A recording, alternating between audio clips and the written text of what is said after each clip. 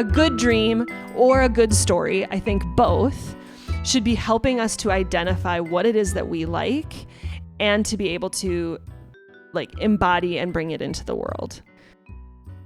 Hello and welcome to the Stoner Story Witch. My name is Kristyn, and I am so grateful to be hosting this podcast on the lands of the Chorotega people, colonially known as Costa Rica. Today's episode is the second episode in my Dream Place season of the podcast. My last episode, I talked a little bit about kind of the personal connection and a little bit of the memento mori behind this meditation that I do for my children before bed that is called the Dream Place. And it is a practice that I have picked up from my teacher and mentor, Carmen Spaniola, in the Numinous Network, and that I've just implemented in my home. Today's episode is relating it to an actual story. Of course, we're the Stoner Story Witch podcast. So the story for today is The Dream Productions, which is a mockumentary series put out by Disney Pixar. It is in the world of Inside Out, and it takes place in between Inside Out and Inside Out 2. In this episode, I will be giving a little bit of a synopsis of that series so that, if you haven't watched it, you can maybe still kind of understand the gist of the connection to an actual story and how that story might kind of be informing a little bit of the upcoming episodes. And then I talk a little bit more about the actual Dream Place meditation that I will be diving into more in my next couple episodes. And this is a conversation that I had with my husband, Kevin. I felt like I did not want to just talk into a microphone by myself. I wanted to have a conversation with someone, and he very graciously accepted my invitation to come on and just kind of actually have a conversation with me. So it felt really nice having that with him. And then, so after I talk about the synopsis and a little bit of a connection to the actual Dream Place, I actually asked him what his experience is of me having led him through very similar trance journeys, hypnosis, meditations, whatever you want to call it, an intentional altered state of consciousness. And so we have that as well. And I hope you enjoy. As always, any connections or comments you want to make, I'm always happy to receive them at stonerstorywitch@gmail.com. I look forward to hearing from you. And without any further ado, here is my conversation with Kevin about dream productions and altered states of consciousness. All right, well, welcome again, Kevin. Thank you for coming onto the show to help me have this be more of a conversation and less of just a monologue. It always feels nice having someone that I can kind of talk to. I'm happy to be here. I'm into you and I'm into dreams, so it doesn't feel like work to me. Okay. It feels like fun. Awesome. So for today's episode, I want to talk about the story that I'm kind of basing this little season off of, which is a story that our kids got us into that we just watched this weekend, actually, to kind of remind ourselves of what it was all about. So I want to talk about the story itself, and then I want to segue a little bit into how it's going to fit into this larger Dream Place meditation that I've done for our kids at bedtime on and off now for over a year. Yeah, so I'll just say that Dream Productions is a mockumentary story that takes place between the events of Inside Out and Inside Out 2. And in general, I really do love the symbolism of Inside Out, the emotional components, the little people in our heads that have different needs. And ultimately, even sadness belongs, right? Even the hard emotions we need to let ourselves feel. I felt really seen by this show. The premise of this particular Dream Productions is that the main character, Riley, is at the threshold of puberty. And the story also follows along this Hollywood in Riley's head that is actually referred to as Dream Productions. So it's this collection of artists and creatives that are responsible for resourcing Riley in these altered states of consciousness. And there's like this really high budget for the nighttime dreams, and like there's this funny, like the daydreams are like kind of more indie films. So I just want to say that there's really two different levels that this show presents at. There's we're kind of following along this like, real life young girl that's living in San Francisco with her mom and dad. And she's trying to figure out what she wants to wear to the dance, or if she even wants to go to the dance with her friends. And then there's also, throughout the day, this team of creatives in her brain that are trying to craft these dreams for her. So clearly there's a connection between dream and story, that it's like, okay, we want to create a visual story that's going to happen in her dream to try to resource her in some way. So for the synopsis here, in the dream place, we follow in particular one director named Paula. She's been the lead director of Riley's night dreams since she was 2 years old, where in one of the dreams that she directed, it's called like Bye Bye Passy. Like she actually convinced Riley that she didn't need a pacifier anymore. And they say that, the dreams that actually can cause the dreamer to change their action in the real world are like the best ones, right? And there's also this theme of, a dream is no good if Riley can't remember it. It's kind of the belief system. They even have like a symbol of like a golden orb, whereas like the dream that changed seemed really good in some way, right? Yeah. They kind of have like these trophies. Like when a dream is successful and Riley remembers it, it's the color of joy. Because one of her, like core emotions is like yellow. So it's this like glowing yellow orb that's like, wow, not only does Riley remember it, but then it's also just like hailed as like, wow, like it literally like changed Riley. So, and if we think about it, that like Riley is in this dream place, it's like Riley is this larger context that the world is taking place in. Like it's one thing that I really, really liked about this show, and I guess I'll just jump into one bit of the symbolism, is that like to the dream productions, Riley is, like some common goal, some aligned value that this community of creatives there's always this like, like we need to know what's best for Riley. We need to know what Riley wants. We need to know what Riley needs. There's this idea of what are stories for? They're meant to be like changing the world, right? And so like this story actually had an impact on the world because their world, Riley, like let go of her pacifier, And then likewise, the relationship of Dream Place to Riley is this idea of, I would say, this competent protector, which I can go into more, but it's just this idea that that there are beings that, just like love you unconditionally, want what's best for you. And so I can look at this story in one of two ways of being like, okay, if I'm relating to the characters that are in the dream productions, I can think of as a creator, as a writer, what is like the big why? What is like what are the changes that I'm trying to bring into the world? What does collective liberation look like? What's my Riley?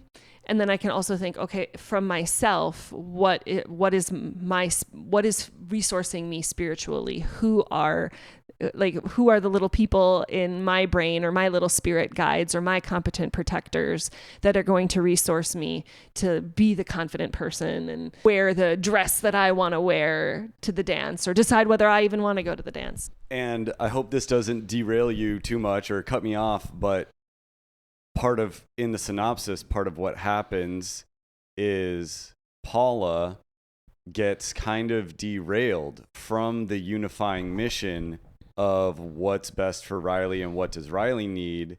And it's like she's kind of thinking that as she continues to try to direct these, award-winning dreams, but then she also gets kind of lost by I feel like, putting herself before Riley or something like that. Yeah. Actually, thank you for bringing that up, because I also wanted to say, so there's this Paula who has been like the lead director of Riley's dreams ever since she was 2 years old, but she can like only think in terms of what like 2-year-old Riley liked. You know, like there's her old hits, right? The old classics. And she has an assistant director, Janelle, and Janelle is a little bit more hip, a little bit more understanding that like, hey, like I know you think that Riley really loves, there's this character that like is based off of one of Riley's favorite toys called Rainbow Unicorn. It's like this little toy. And we actually see a scene in Riley's real life where she finds this unicorn toy. She brings it to school because she's like, oh, this is kind of cool. But then it like falls out of her backpack and the kids are like making fun of her. Like, oh my gosh, that's like a little kid toy. You still like little kid things? And so like Riley is like, you know, feeling embarrassed and is like, and then we see her like throwing it in the garbage. And then, you know, there's this whole thing where Paula still insists that like Rainbow Unicorn is a hit. We need to start. Rainbow Unicorn needs to star in all of Riley's dreams. And then Janelle is like, actually, I don't think so. I don't actually know that Riley, I don't think that that's going to have the same like zhuzh that we're looking for. And so I kind of feel like Janelle represents like, you know, just like being open to the changing nature of where Riley is versus kind of this like being stuck in the past that Paula represents. And that also certainly they have a boss. So like the head, like the CEO of, you know, this Dream Productions is Jean, and she is definitely, to me, is a symbol similar to like in my series on my first season on Little Women, there was Mr. Dashwood, who ultimately was like, no, like the protagonist needs to get married in the end. And like in Hades Town, there's, you know, Hades, who ultimately gets to decide like the terms of Orpheus and Eurydice returning to the world. And then even in Severance, you know, there's that like Lumen is dishing out propaganda. We see that scene where Natalie is talking to Rickon and being like, you need to rewrite your book so that it'll be more palatable for the innies. And so it's like it's just funny to me that in all the stories that I'm like taking the time to do a podcast on, there is very much like a personification of this concept that like what capitalism wants us to want. And Jean also talks about that like Riley's not remembering her dreams. So, and she's been waking up in the middle of the night. So like she's identifying that there's like all of these problems that need to be fixed with Riley, as opposed to maybe just like being curious about like the larger picture. Jean is telling the directors that they need to all tap into what preteens like, because, you know, Riley is becoming a preteen, and so there's this whole, you know, like what is it that teens like, as opposed to just like what is it that Riley actually needs? What does Riley like? And so and yet I think we see from the directors throughout that there really is this desire to figure out what it is that Riley actually needs. But you brought in capitalism, and then one of the things the director also does is instill this spirit of competition, because she says to Paula, well, there's only going to be room for one director. We've got too many directors here, because the assistant director goes on the up and up, and she ends up like getting her own department or whatever. And so then Paula's feeling the pressure of competition. And so then there's the part where the assistant director, who then gets to be directing her own, has a great idea. Introducing the Canadian boy, I'll die for Riley. Yes. But she ends up getting a new assistant director from the Daydream department, and he's like super creative. They go to this like cafe maturity to try to like get inspired. And the two things that they really see there are that they meet Riley's ideal like teenage version of herself is like a barista there. So like Riley has been starting to like think about like who does she want to be. She's like envisioning like who does she want to step into, who does she want to become as she grows up. And then there's also, and I think we see that even in Inside Out, the first movie, that there is this like, imaginary boyfriend, which is actually really funny. Zenny makes a really great comment when they're like, oh gosh, it's imaginary boyfriend. And he says, imaginary is offensive because it denies its existence. And I just want to put a pin in that phrase, because I was just like, fuck yes. This is, as we get into the actual dream place meditation in the next couple episodes, I just really want us to remember that, like, to just question our idea of like, just because we're thinking about it, just because we have a dream, like doesn't necessarily mean that it's not real. Right? Like, I think I've definitely been conditioned in, capitalism, patriarchy, white supremacy, colonialism, that like, and, just like scientism, right? Like, what can be proven and what can be repeatable is the only thing that's real, but that there's actually like, I want to proceed as though that the world is a much more magical and mysterious place, that things can be real and also only be accessed in like liminal states of consciousness. I think that's very interesting. If you imagine something and then your imagination makes you feel a sensation in your body, mm-hmm. that sensation is real, isn't it? Right. So then doesn't the imagined thing also exist by virtue of your feeling? Exactly. We also see, so there is this, I wanted to just finish my thought about the capitalism and the pressure of her getting, because then there's the dream with the boy that is a smash hit, because Riley's imagining, thinking about going to the dance with him or whatever, but then Paula runs with that idea and goes way overboard. Right. And has tons of boys. She's like, oh, this is what you're saying about the boss. What do teens like? What do preteens like? Whatever. And then Paula's like, ooh, we have a formula. And then she just pounds the formula to death. And it actually freaks Riley out. And it's only because of the pressure from the CEO that Paula feels desperate to keep her job, and she's starting to just try to do anything she can to like, and so and feeling threatened by this up and coming, so like, yes, there's definitely this like competition that's bred from this like scarcity. There's not room for both of us. So let's just, they just manufacture like a million different versions of Canadian boyfriends, which, being married to my Canadian husband, also just had some really extra funny little like Canada jokes. It sure did, didn't it, eh? Yes. But 100% that it's just like, okay, that isn't actually what Riley wants, but like these old stories are just getting like shoved down our throats, right? Which is just another, like this idea that like maybe we need some better stories, right? That Riley deserves better dreams. So maybe the takeaway is that, we need better stories. Okay, so we still have in the story of just still a little bit of the synopsis and some of the symbolism.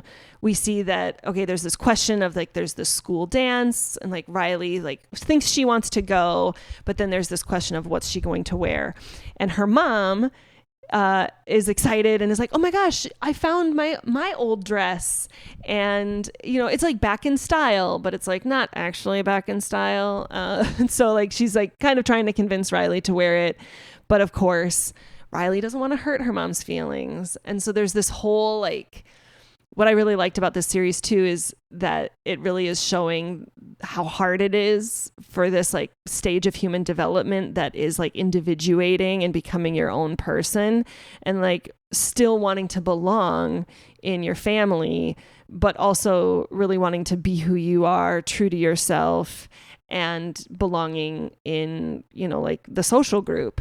And so there's this like, I want to be who I am and assert that, and also still belong. And so there's this whole like, there's like this theme in her dreams of like, is she going to wear that dress, or is she going to wear the dress that is what like her friends are wearing? Because like there's a particular blue dress that the friends are wearing. So there's kind of this like, do they wear this or do they wear this? And like those are kind of like the two options that we see in the dreams. So there's this big symbolism of which dress is Riley going to wear.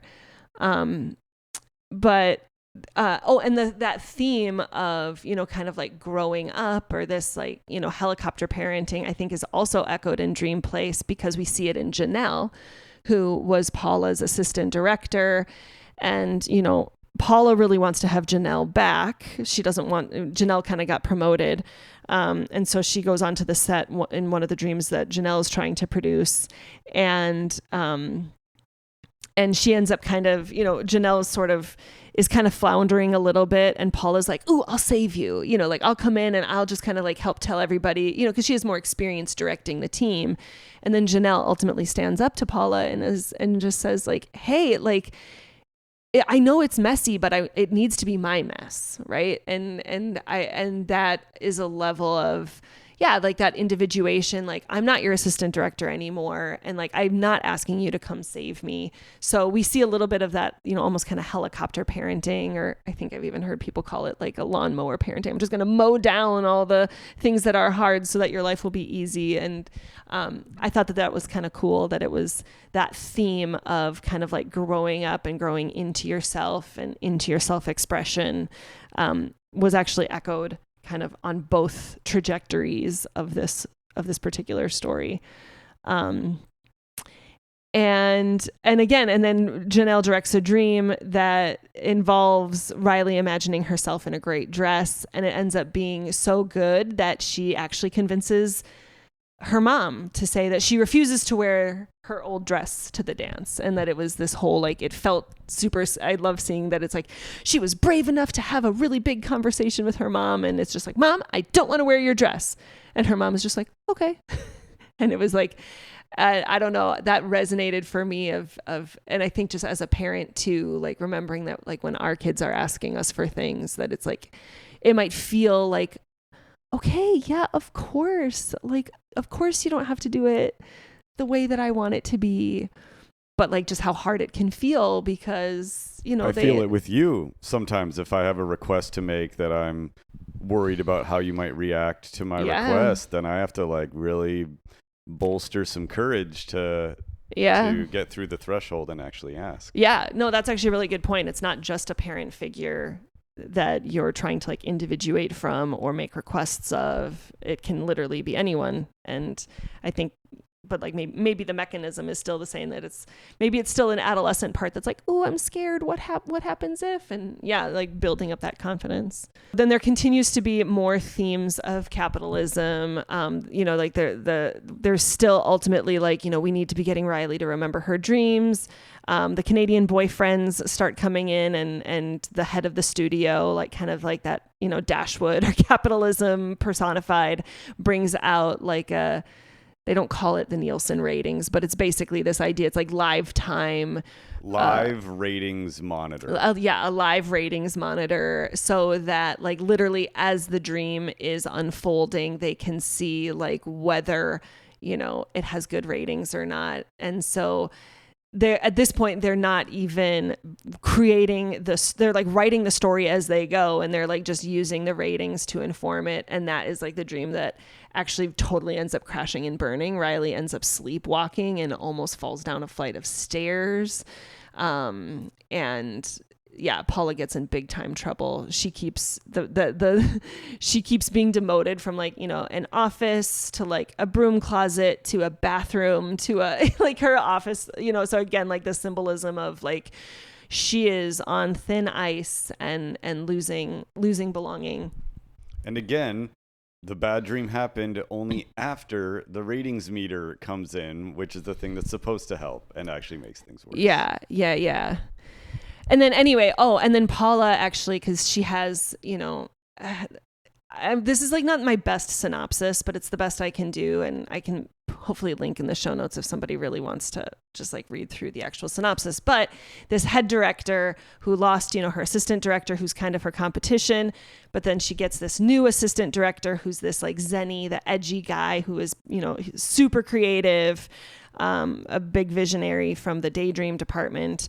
Paula ultimately throws Zenny under the bus for that dream where Riley almost walked down the stairs, and that resulted in Zenny being fired. And so now Zenny is really pissed. And so he writes a new script that's going to be absolute terrible. Like it is an absolute nightmare for Riley, but he just wants to get even at Paula. The scripts are locked, which again, there's like symbolism there that for this, like this next dream is so important. So all the scripts are being locked. And so all the directors just get their script and that's just what they need to direct. And Zenny switches out the script that Paula was supposed to do with this like terrible one that he wrote. And Paula reads it and she's just like, this is terrible. Like this is going to ruin Riley. And she has enough integrity to be like, fuck it. I'm not going to do this. I will not direct this. I will quit my job. Like the writing's been on the wall anyway. So she ends up quitting. And we see, like Zenny kind of like going back. He's like just working at a sandwich shop and he's like, yeah, that script is terrible. Ha ha ha. And, his coworker's like, yeah, that sounds really bad. But doesn't it also mean that that's going to be bad for Riley? And it's like as if Zenny like didn't even realize like, oh my gosh, not only am I going to destroy Paula's career, I'm going to destroy Riley. And like, oh no, like, again, they have this shared value of Riley, this it's like everybody deep down wants what's best for Riley in Dream Productions. And so then he like, runs off and he runs back to Dream Productions and he realizes that Paula has quit. And she's like, and then Paula's like, well, I quit. So they handed off the script to Janelle. And so then they're like, okay, like you need to go tell the head of the studio what you did, Zenny, and I need to go tell Janelle that she needs to not do this dream. But the head of the studio sees this dream and is like, ooh, this is edgy. This is drama. This is what teens like. And they're like, no, this isn't what teens like. This is going to absolutely destroy Riley. I mean, it was just an absolutely mortifying dream that he had written where she just gets like laughed at like repeatedly by like everybody who matters to her. And, but then they all get fired and the head of the studio is like, fine, I'll just direct the dream. How hard can it be? And then they, they come back in and they end up like trying to say Riley is actually now having the dream and it is turning into a nightmare.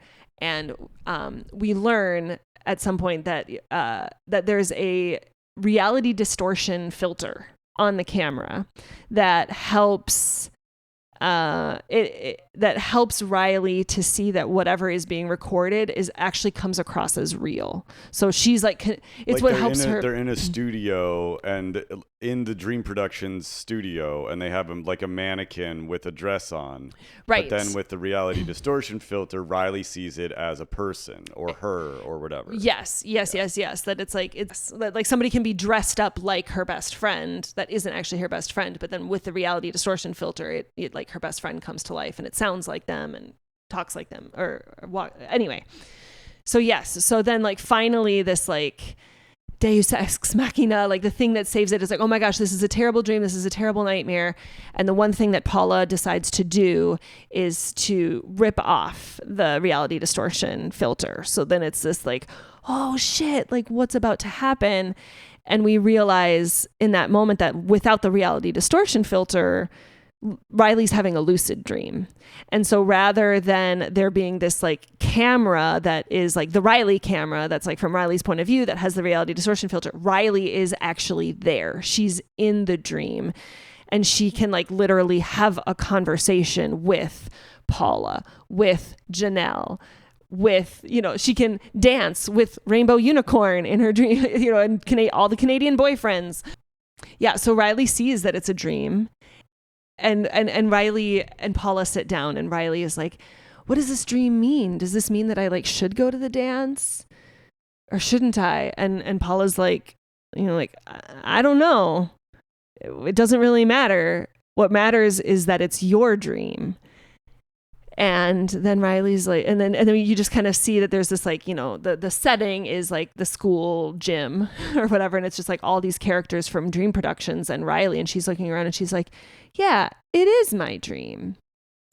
And so then she is like, then let's dance.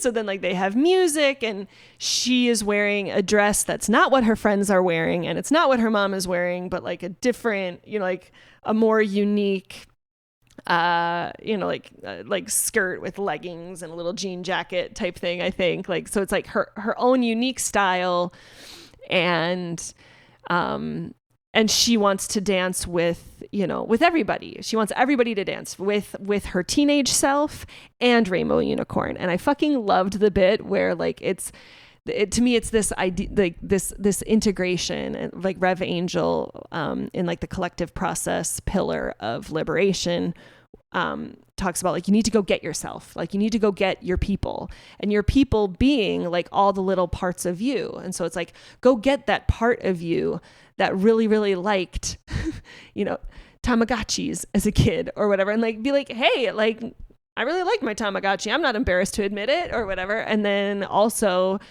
like reconcile that with like this future self that you want to be, like this idealized teenager that you want to step into in Riley's case. And like that they all just like, they all belong.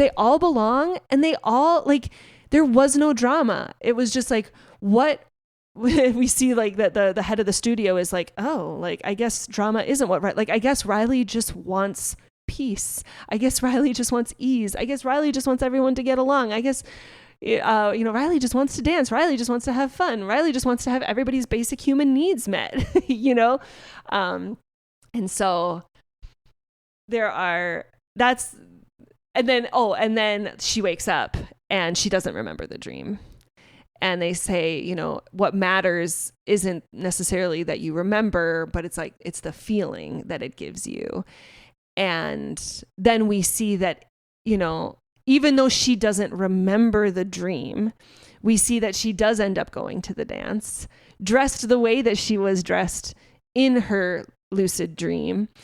And it's a stereotypical middle school dance in the real world that she's going to, where like there's music playing and nobody's dancing.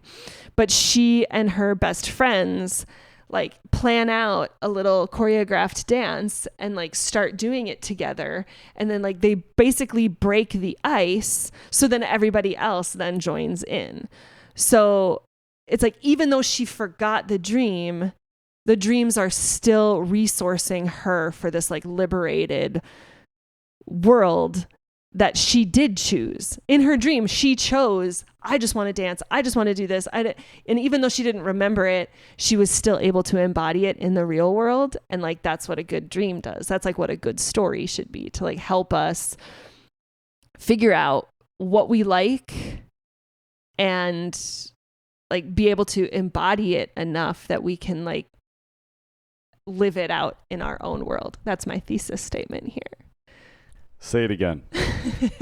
That like a good dream or a good story, I think both should be helping us to identify what it is that we like and to be able to like embody and bring it into the world.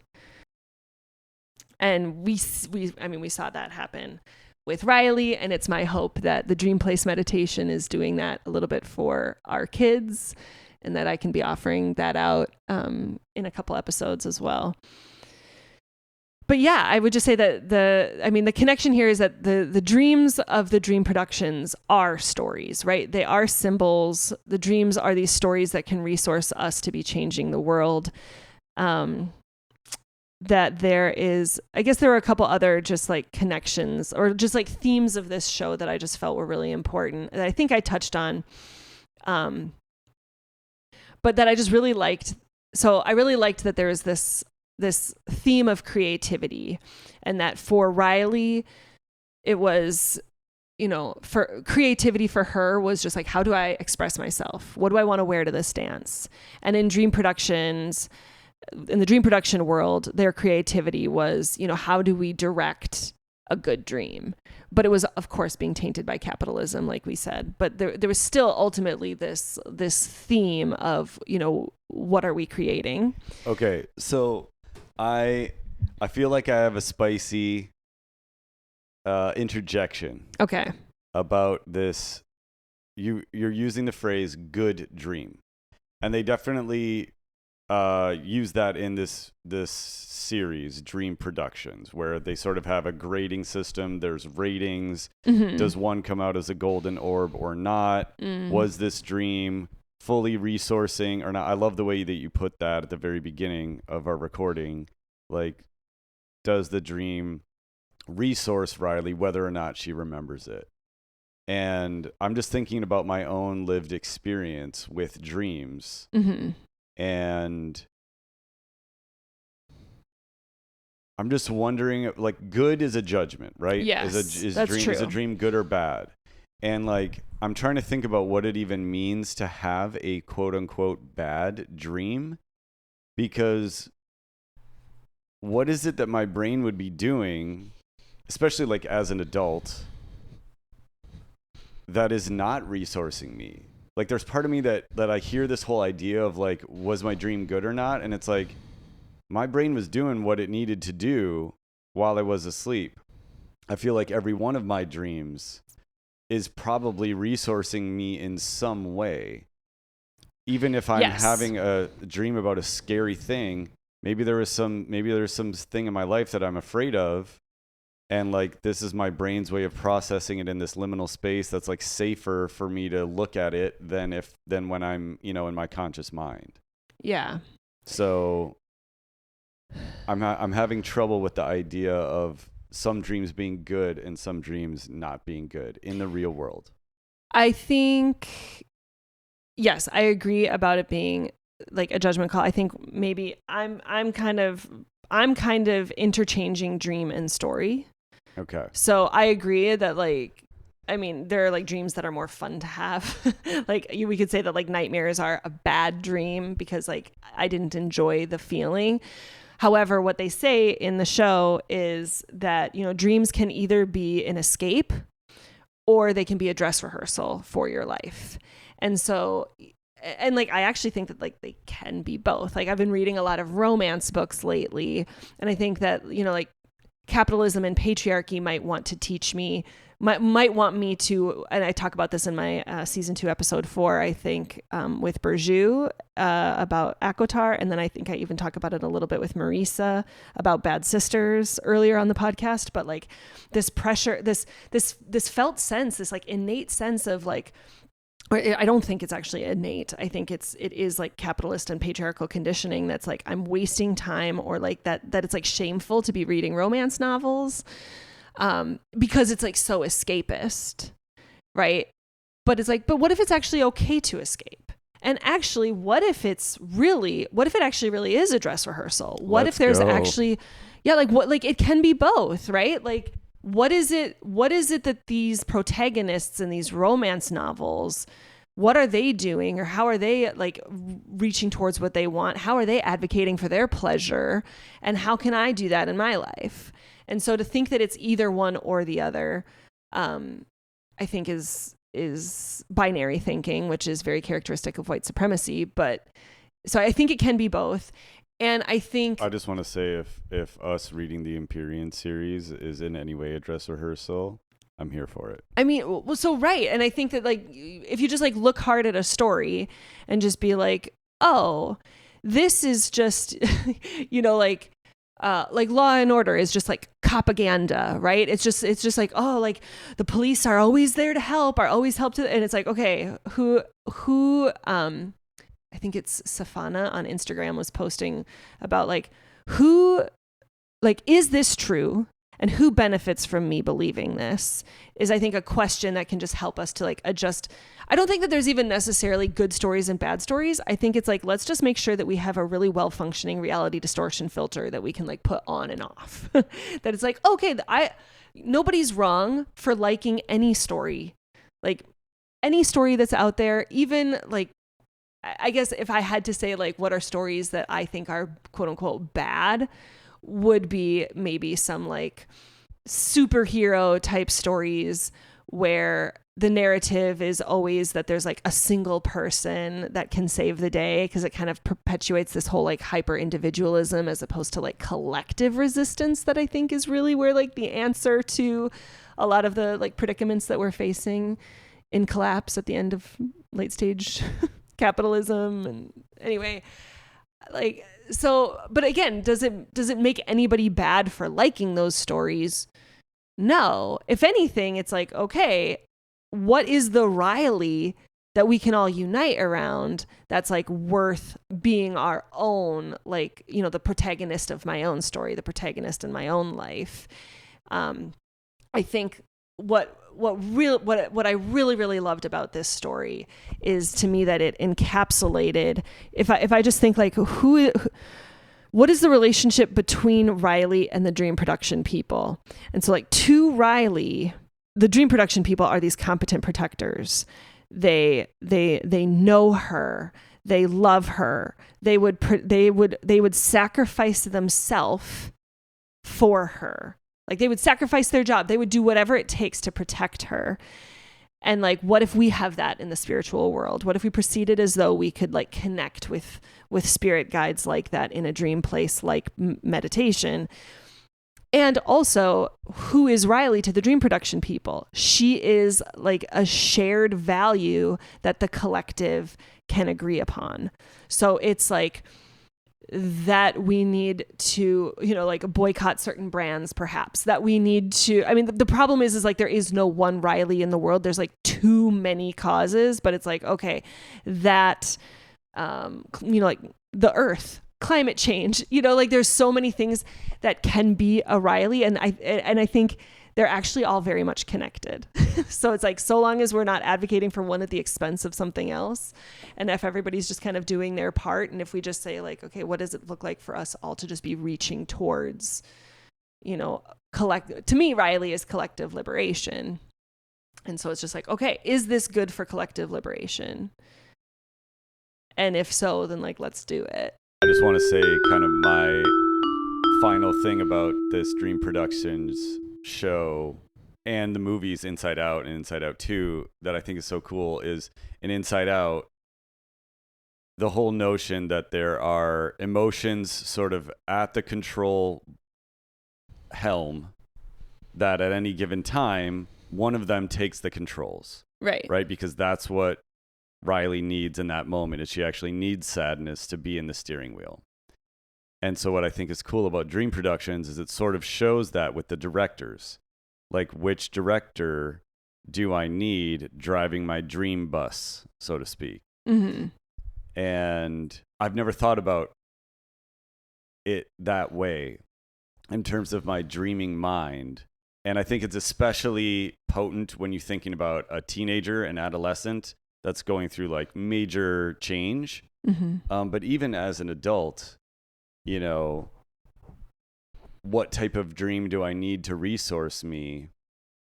Like, I have no clue. And I'm just like, it makes me thankful for like whatever directors I have in there that are at the writer's table and figuring out what the script needs to be. There's one scene in Dream Productions where I think it's when Janelle, the assistant director, gets like her first chance, mm-hmm. and it's the dream where Riley comes out of the bed and she's like floating, mm-hmm. and then she sees a reflection of herself, and one of the reflections she's wearing the blue dress that the friend's wearing, and the other one she's wearing the vintage dress that her mom mm-hmm. gave her, and they like touch hands, and there really kind of is no end. It's just like this epic, like floating, seeing myself thing. And it just strikes me as like one of those dreams that's very dreamy. It's very dreamlike. Like only in your dream could you, and how could your conscious mind ever know that like that's what you need? Yet it just happens. It's just like a magical place. Mm-hmm. And I just think it's cool that the idea of there being different directors around in our subconscious mind that are also taking care of what's needed behind the scenes. Yeah. And one of the things that I've really enjoyed with the trance journeys that I've done, and I will for those people doing a drinking game at home to see how long it takes for me to say the words Carmen Spaniola at this point. Drink. But yeah, so in the Numinous Network with Carmen Spaniola, she's a clinical hypnotherapist. So I mean, I probably need to have her on the podcast at some point just to talk about all the different offerings of hypnosis that she does, all the different intentions that she has for it. But I've done many of her different offerings, and in my experience of doing them, there really is like, I really related. I felt seen in that scene where the reality distortion filter is off and it's Riley and she's there with these other, with everybody in the Dream Productions world. And it is kind of this, what do you want? What do you need it to be? A lot of the trance work that I've done with Carmen has been like, it's open-ended cueing on purpose, so that it's just like, it's not you are at a beach, it's you are in, your power place in nature, or what I use with the kids is a beautiful place in nature.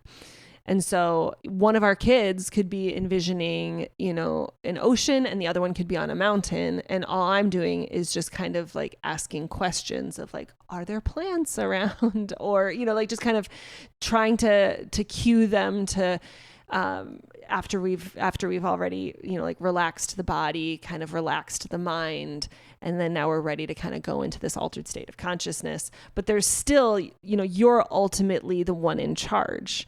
Whereas to your point, it's like the conscious mind can do these really fun things with just like, oh my gosh, like I guess I needed to feel like I could fly, and so then I just could. And maybe, and yeah, and like in a dream place, certainly, like, I've let the, like I've offered our kids could have like magic wands. Like they'll be like, ooh, I want to have a magic wand where I can, and it's like, cool. Like, yeah. So then I'll like cue that they can have like magical powers. And so certainly like, we can do those things, but to your point, yeah, like it's not a substitute for the fact that there's also like a much more mysterious, magical, emergent thing that happens that we can't control. But that there's just, for me, I mean, I had gone, 30 some years of my life, maybe as a kid, I did this kind of thing. I don't know, where like I hadn't really played into purposefully entering an altered state of consciousness so as to connect with some wise part of me or a spirit guide, or to just like get super relaxed. So I think it's a good time to segue into the dream place part, because the next episode will be more, I'm planning on it being a little bit more of just like what the dream place is going to have, and just considerations. And then the next episode will be the dream place itself. So I would be requesting that nobody listen to the actual dream place meditation without listening to the first one, where I'll just kind of explain what we're doing and why we're doing, and like, don't listen to it while you're driving, that kind of thing. But yeah, I would say for me, when I'm doing a trance journey or a hypnosis or a meditation that is similar to what this dream place is, I mean, it's nice to have an intention. And sometimes the intention can just be, I just want to relax, or I just want to feel into my body. Or for me, it can be sometimes like just connecting with what it is that I want to feel more aligned, connected to myself, connected to the spiritual realm. If I have like a really big decision that I'm weighing between, sometimes it just does feel really nice to tap into it. I know a lot of people will use, tarot or, like kind of other divination techniques. I think those are still a great tool to have in the tool belt, but this has also been one that I have found enjoyable to at least just kind of get into like, what is it that I'm feeling around this question. What I really like about this like dream place this dream place meditation is that it is giving practice in knowing what it is that we want. And like that character Jean, or like every story that I've talked about on the podcast so far, there has been this personified force of capitalism that's trying to tell us what it is that we want, or to be what it is that we should want, and what it is that we should be ashamed of wanting or embarrassed about wanting or whatever. And it's like, no, like in this dream world, it's like what you want matters. Like what you want is important. Let's amplify the things you want. let's just like really get clear on like the things that matter to you.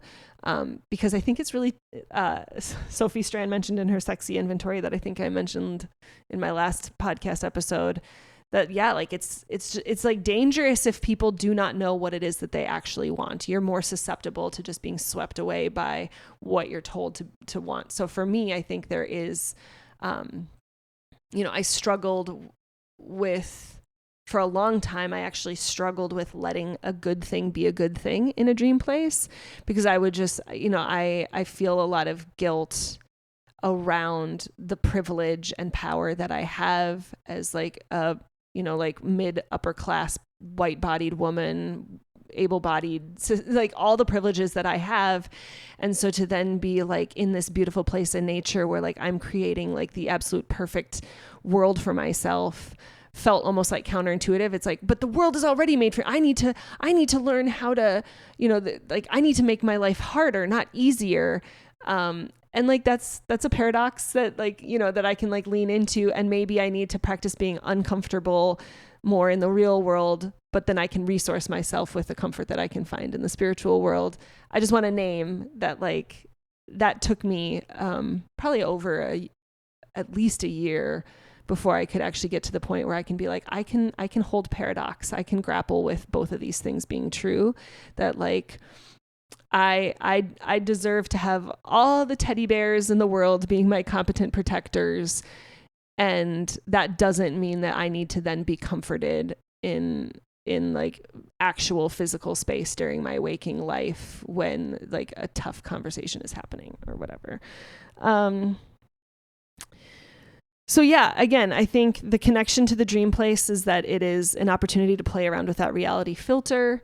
Again, to me, I think what I hope this podcast is doing, at least for myself, is kind of having practice just naming where capitalism, imperialism, white supremacy, patriarchy shows up in stories.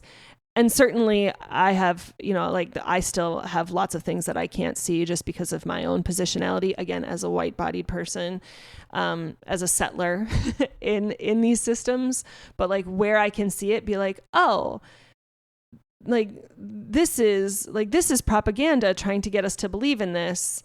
And I just want to name it so that I can see that like that isn't reality. That is this outside force. That is like this system that wants me to buy into that, like this is how it has to be, or trying to make me feel like cops are there to protect me, let's say, or that like a lot of like in the romance stories, there's very often like the male love interest is super powerful, super rich, super, like these like symbols of like what you would want in a man. But we can just be like, oh, but like those symbols are perhaps capitalistic in their origin, of like, oh, wouldn't we all want to marry the prince, or, like never have to work again or whatever. Like, of course, that's a really powerful symbol, but like, let's just play around with that reality distortion and be like, it isn't actually money we want safeness in capitalism. And the way we get that is through money. But really like the problem is capitalism.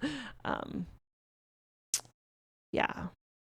I think that it's, for me, it's like removing that reality distortion filter is helps me to lean into that I'm not a bad feminist for liking romance novels. It's just capitalist thinking that blames me for my patriarchal conditioning. And then also I think some shame from the imperialist Christianity that also like teaches me that sexual gratification is shameful.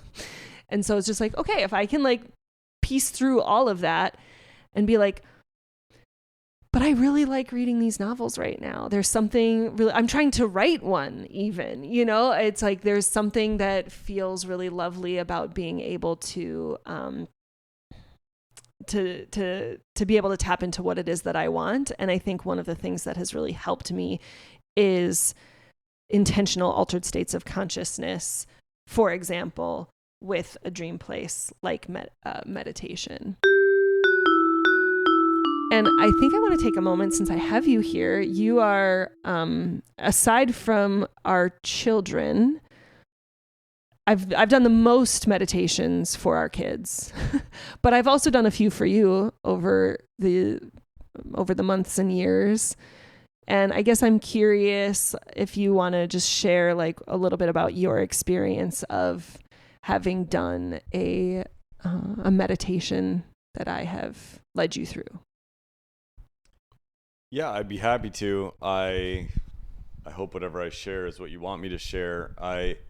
You use the word intention, which I think played a big factor in the times that you've led a sort of trance meditation type thing for me. I don't recall a time where the context has been, or the intention has been, that I would be falling asleep. Correct. Whereas it almost always is with the kids. Like, that's the intention, is you are, whatever it is that you are doing and saying, they are receiving it as being ushered into sleep. And the meditations that you've led for me, that has not been the intention. It's not even been like at that time of day. It's usually been during the afternoon or evening or middle of the day, and the intention has been other things. I think that is a really important piece, is what is it that you're actually trying to do with. There's a book called Active Dreaming by Robert Moss that a friend of mine here lent me, and I read and I found fascinating, and that where you can, like you do with Dream Place, have a sort of framework, a set of steps that you do to possibly influence your dream life and get more meaning from it by writing things down as soon as you wake from your dream, and then giving yourself certain prompts like, how does this relate to my life? How was I feeling in the dream? How do I feel now that I'm out of the dream? And through these reflections, can maybe even connect more to your dream life than if you just weren't really paying any attention to it or not giving it, any energy. So I can't, and part of the formula that he says in that book is you have to have a super juicy intention, like before you do your meditation or go to sleep or whatever. That is like the most important ingredient. And I can't recall exactly, because it was quite a while ago. It's the most recent one of these that you did for me. What we had said, if I was feeling stressed, and it was like more of a, let's just be with that stress and see what happens when you go into more of a trance meditative state. But what I can share is it's really nice. It feels like a little bit of a treat having someone else be at the steering wheel, because when, like, I've done a lot of guided meditations through different apps, and so much so that I now can lead a meditation in a small group setting. I feel like I have enough skill in the area to do that. But my experience is so much different when someone else is being my guide, because there's a letting go. There's a little bit of a letting go, a bit of a freeing sense. Totally. When someone else, I am just along for the ride, and I can turn my brain another click off. My conscious thinking monkey mind can just be switched off because I am just a passenger. And I think that allows for maybe a different depth of experience when you're guiding it. And the times that you've guided me in a sort of dream place, I think another important piece of it that's a skill that you apply is that it's open-ended. So yeah, you say a safe place in nature or a powerful place in nature, but I get to pick what that is, like you said, beach, forest, mountain. And I find that those ideas come very quickly and very easily, usually when you are the one that's guiding it. And there's two different specific memories that I'm having.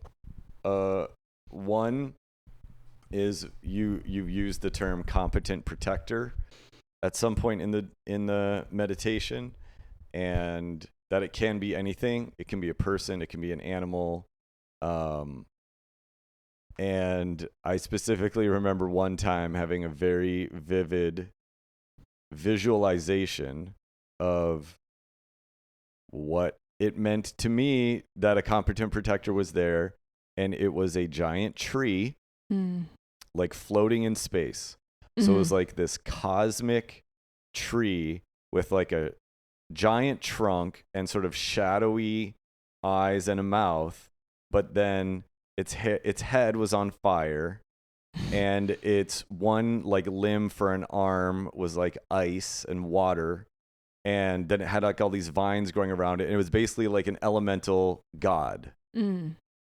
And I remember it even had a name, and his name was Morgan.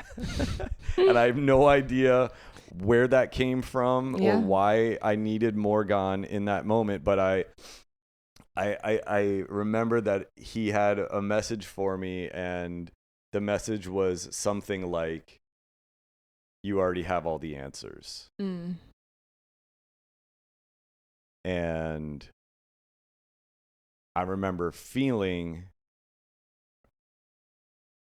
a little bit intimidated by this like super powerful figure that like came to me in this meditation, but I also felt relieved. I felt relieved by like, it felt true.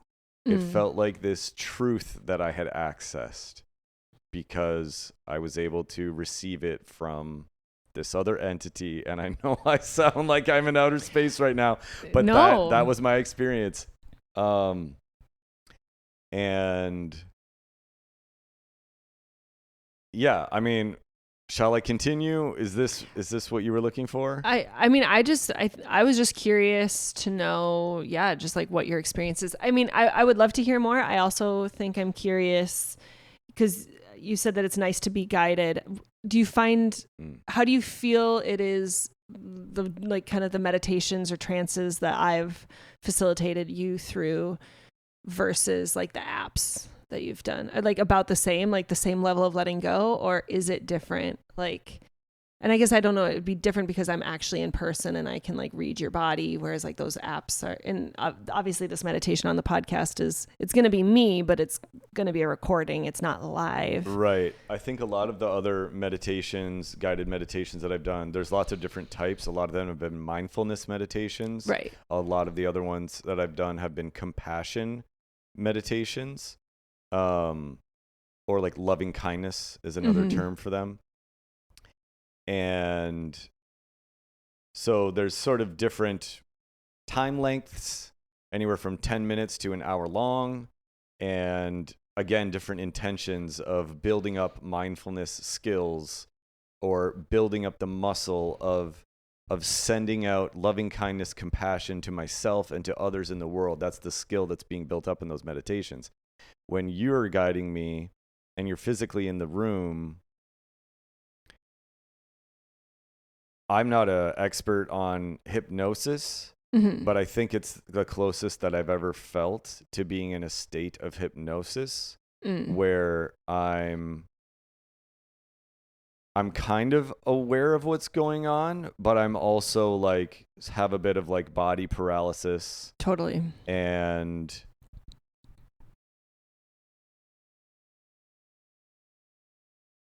it's like when I do a guided meditation on an app, most of the ones that I've done have been on either Headspace or the 10% Happier apps. And they're very much in like the mindfulness realm. And it feels like I'm practicing a skill with myself is how it feels. When I listen to you guide me in the dream place, I feel like a passenger being taken on a ride. Yeah. So I think I would agree. There's a deeper sort of letting go of I'm being whisked away and truly like guided somewhere when you do it. Yeah. And I think I will also say, and I'll probably say this in the next episode too, that like even just being able to let go and being taken on those rides and building up, like it's like your first meditation is not the same as your 100th meditation. Definitely. It your takes first practice. like my first trance was very different than and even still I would say that like I can have varying degrees of experience in a trance journey. And I'm now getting into what I need to be talking about it more in the next episode, but okay. But yeah, was there anything else you wanted to share about your experience? Anything else that I think we covered it. But yeah, like sensations, emotions. I think I'll just say I don't even need to give the whole. I have had other experiences with you that like they stick with me to this day. I can recall them. They were meaningful. They were one of those dreams that changed my life. Like Riley in Dream Productions, where there's those certain pivotal dreams that have a lasting impact. Yeah, I know of one other one that I don't necessarily. We don't need to necessarily speak to the content of these, but I'm of course now curious if you're saying that it's like changed your life. What did my dream place, or I wasn't branding it as a dream place then. What did my meditation for you resource you for, or how, if it changed your life, in what way did it change your life? What did it make possible for you? One of my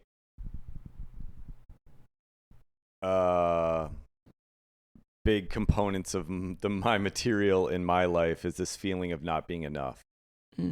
And the dream trance experience that I had with you helped me feel like maybe I am, or a little bit more proud of my younger self than I had been feeling beforehand. Yeah, I remember that too, and you feel like it still resources you even to this day. Yeah, every once in a while, I just come back to the feeling that I had there. They're like, wait, I am a good guy, and I have respected the women in my life, and the dream I had helped me see that. Yeah. Cool. All right. Yeah, I think it's cool that like it's not a thing we've done a lot, and it's just like anything. I mean, I'm not making any promises. I am just putting my intention is, well, my real intention is to just make good on a promise when, one of our children literally just made the request. I want you to do a dream place for the podcast so that it's there, in the event that I die. So that's why that is actually why we're doing this, but why I think it's okay for other people to do it is that I'm just putting it out there as practice. I forget if I mentioned it already in my previous episode, but that, there are, I forget who quote, I'll see if I can find it, who it is originally quoted as saying this, but it's something like, connection with spirit always happens by accident, but there are things we can do to become accident prone. There are practices we can do to become more accident prone.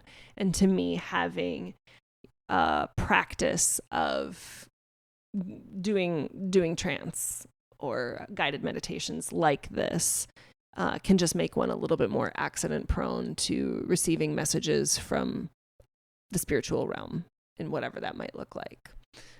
Or even just like accessing other parts of ourselves or our own self, however you want to look at it. Right. And again, to just remember, to refer to it as imaginary denies its existence, as Zenny would say in Dream Productions.